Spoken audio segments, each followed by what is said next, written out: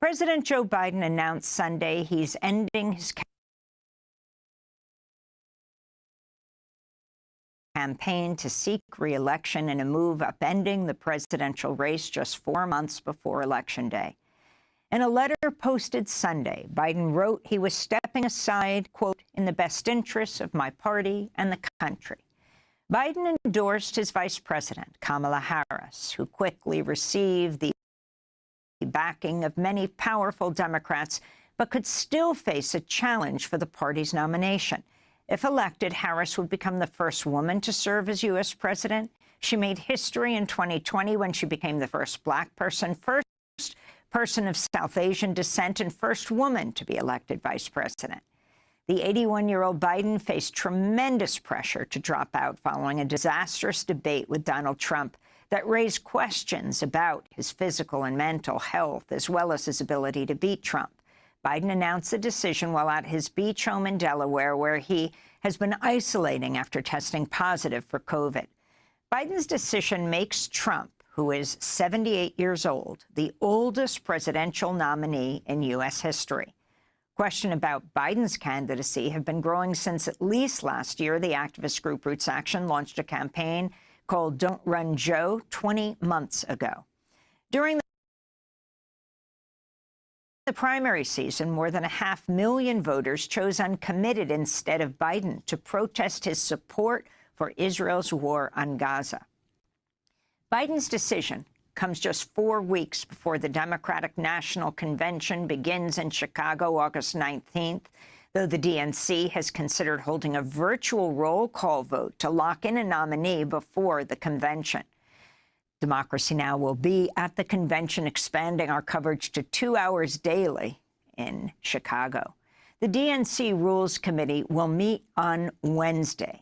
It will be a public meeting that is live streamed on YouTube.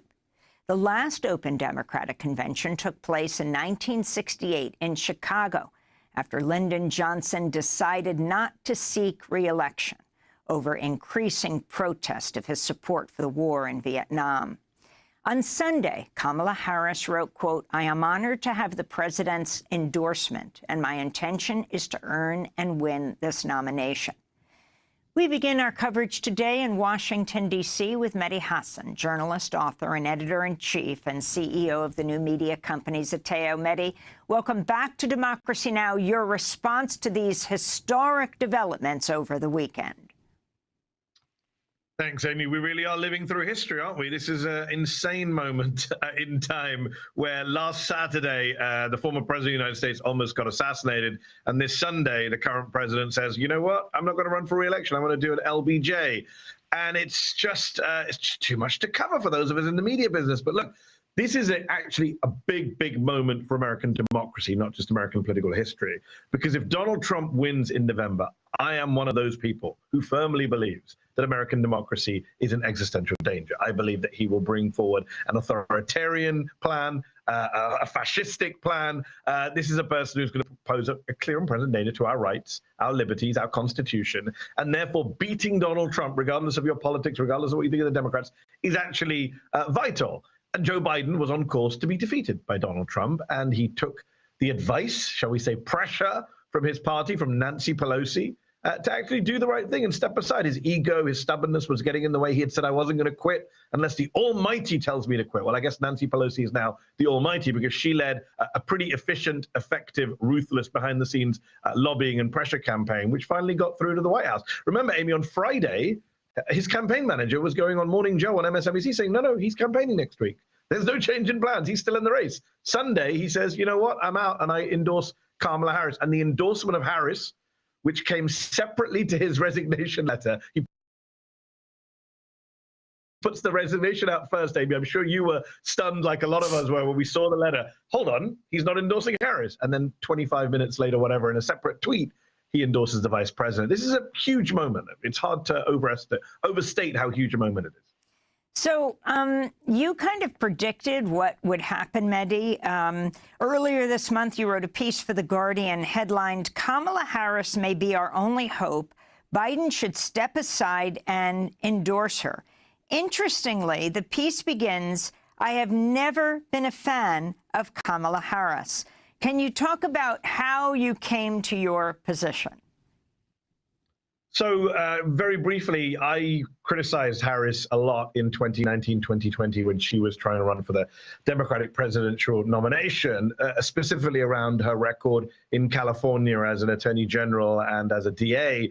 She did some things, and I've outlined them in the past for The Intercept when I was there at the time, to do with convictions and to do with criminal justice reform, which I thought were pretty right-wing and pretty unfair. And I think there's a lot of issues there with that record from a progressive point of view, although she also did some progressive things too, and I acknowledge that at the time. But I wasn't a fan of her campaign. And, you know, to be honest, I was right at the time. Her campaign melted down. She withdrew before a single vote was cast in the primaries. But then she got lucky, I think it's fair to say, when Joe Biden decided to forgive her for attacking him on the debate stage and made her his running mate. This time round, we're in a very different world, right? 4 years later. For me, Biden stepping aside was very important because he clearly wasn't up to the job of defeating Trump. And I know people talk about open conventions, contested conventions. I just think that's not going to happen. I don't think it's helpful right now. I think there are lots of legal, financial issues with that. And for me, in early July, it was get Biden out of the way. There's a perfectly good candidate who can beat Donald Trump. By the way, her polling, and that was at the beginning of July, it's gotten better since. Her polling was showing that she was matching Trump. She was doing better than Biden with Trump. She was actually leading with independents, according to a CNN poll. So for me, it was a no-brainer. You've got a younger, more energetic candidate ready to go in the wings, already on the ticket, already won with you in 2020. Might be better on Gaza. We could talk about that than Joe Biden, although it's not hard to be better than Biden, Attorney General. So why wouldn't you go with Kamala Harris, who is also, by the way, a history-making candidate, will bring enthusiasm from the base? And I was right about that. Look at the last few hours, Amy. There's record-breaking donations to the Democratic Party since she was endorsed by Biden. So she would be the first black woman president, the first South Asian president, the first woman president.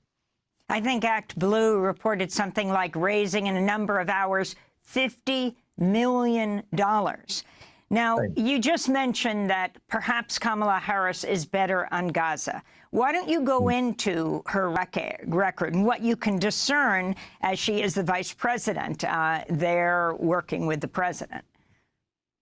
So look, when I say, I just want to be very clear to Democracy Now! Viewers and listeners. When I say better than Biden, I don't mean that she's going to become president and say, time for an arms embargo on Israel. No, she's not going to make major changes in policy, and that's a tragedy.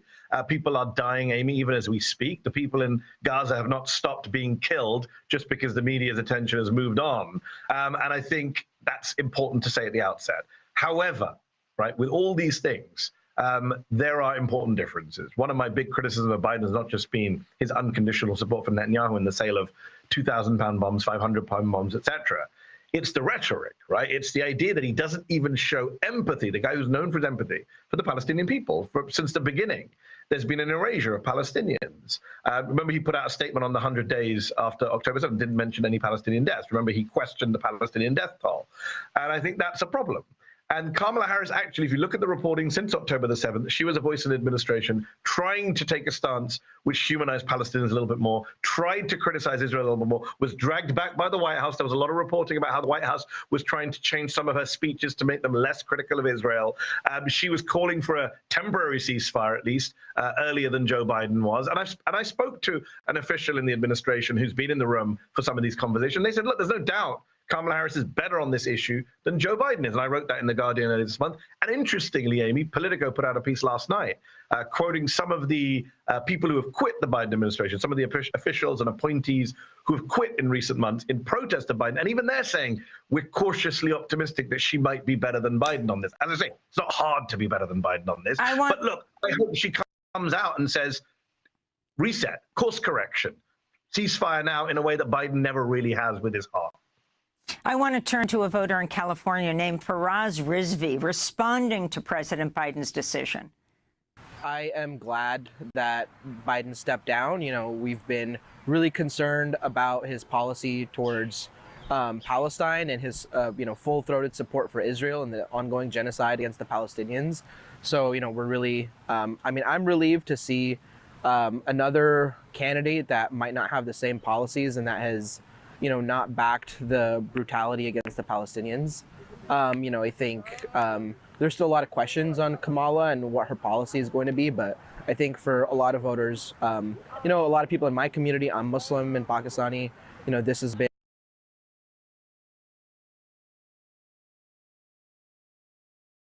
like the biggest issue, the singular issue that we've been paying attention to.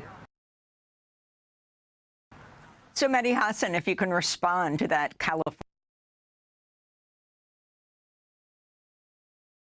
voter. I think he makes very good points. Look, we need to keep the pressure up on Kamala Harris, those of us who care about what's happening in Gaza. As I say, she's not going to come in and transform American foreign policy. Let's not be naive or ridiculous. But at the same time, we can, I think, pressure in a way that we've failed to pressure Joe Biden to change his policies on this. I mean, Netanyahu's in town this week. I mean, he's going to be speaking in Congress. He's going to be meeting Biden at the White House. He's going to be meeting with Kamala Harris. And it's not clear, will he be meeting with Biden at the White House, given that Biden is in isolation in Rehoboth? Good question. It's a good question. That was always planned for Monday. I don't know what the latest is on Biden's COVID. By the way, hilariously, Donald Trump has been posting over the weekend that Biden faked his COVID to get out of the race. You got to love Trump's posts.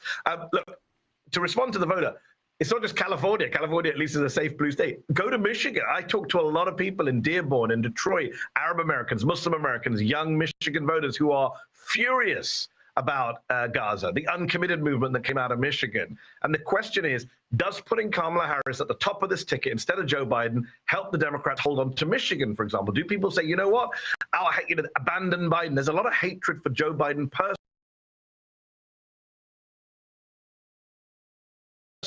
from a lot of these constituencies over Gaza. It was called abandon Biden.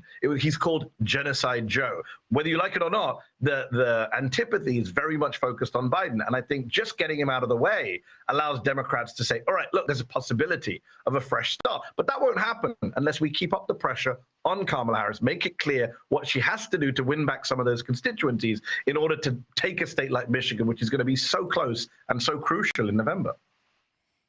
I wanted to turn to Congressmember AOC, Alexandria Ocasio-Cortez, who went on Instagram Live on Thursday night following former President Trump's speech at the RNC. She said, quote, if you think there's consensus among the people who want Joe Biden to leave that they'll support Vice President Harris, you'd be mistaken. They're not going to be fully honest, but I'm going to be honest for them. I'm in these rooms. I see what they say in conversations.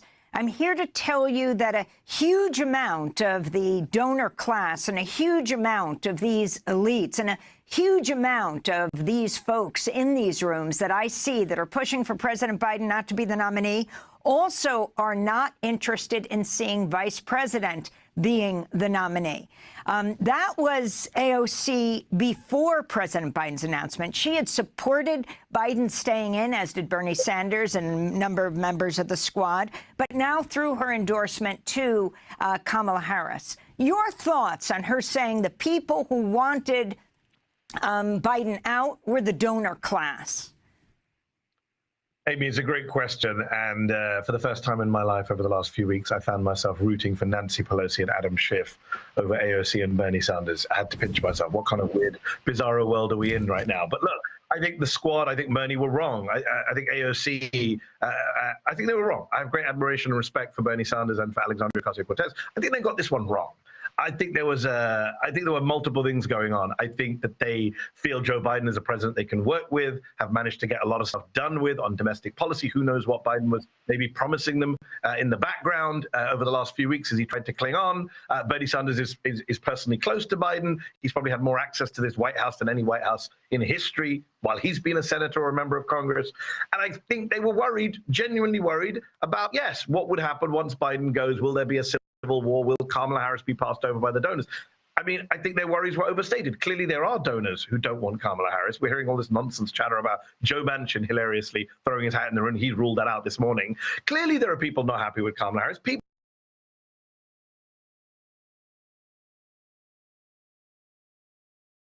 Well, there are many who didn't want Kamala Harris. As I said, if we were starting from scratch, I wouldn't be supporting Kamala Harris either.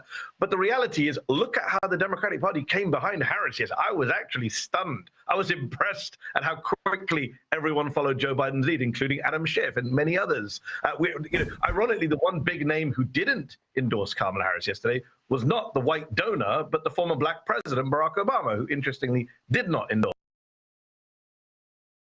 her in his statement. And of course, we're still waiting for Nancy Pelosi to see what she says. I'd be very surprised if she doesn't come out for Kamala Harris. But the party united behind Harris very quickly, raised a lot of money, as you pointed out, multiple senators, multiple members of Congress, including now squad members like Ilhan Omar and AOC and Ayanna Pressley, have all endorsed Harris. It's actually been fairly smooth, surprisingly smooth and cohesive around Harris. But I get the initial concerns from the left. I just think if they had carried on with that, and if Biden hadn't stood aside and we had crashed to defeat against Trump, I think that would have been, history would have judged those who clung with Biden to the end. So I'm glad Biden didn't listen to Bernie Sanders and did listen to Nancy Pelosi. Mehdi Hasan, I want to thank you for being with us, Editor-in-Chief, Founder and CEO